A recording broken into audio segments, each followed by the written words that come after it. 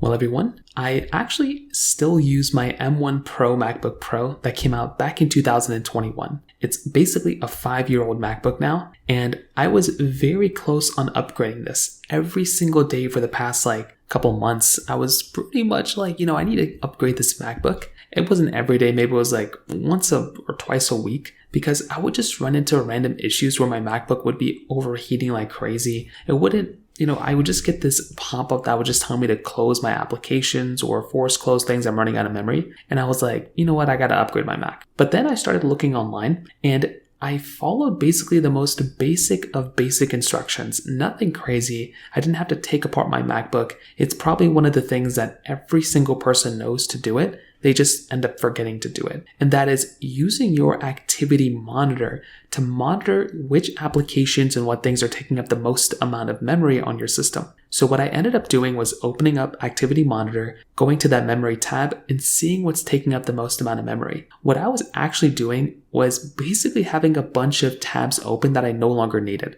The big ones were YouTube. I would have 2 or 3 YouTube tabs open at all times, whether I was using them or not. So I went through, closed out of all those YouTube tabs. Now I only keep one tab open at a time. That has drastically saved a ton of memory on my system. I don't know why I never did this earlier. The other one was actually closing a lot of those extra browser windows that I was having in the background as well. So those extra Chrome windows, if you have multiple different profiles, anything like that, going through removing those profiles is another really big thing I'd recommend thinking about, or not keeping the profiles, but closing those tabs, closing those windows. The final thing I did was actually within Final Cut Pro. You might be a user of Final Cut Pro, maybe not, but I basically had a bunch of different files embedded within Final Cut Pro that I never deleted. They were all within my library. So I went through, deleted all those, and my system, especially when I'm video editing, is 1,000 times faster. It genuinely feels like a faster MacBook. It still overheats a little bit, but I feel like I could use this MacBook for a much longer period of time just by following those few things that I feel like everyone already knows. So in terms of that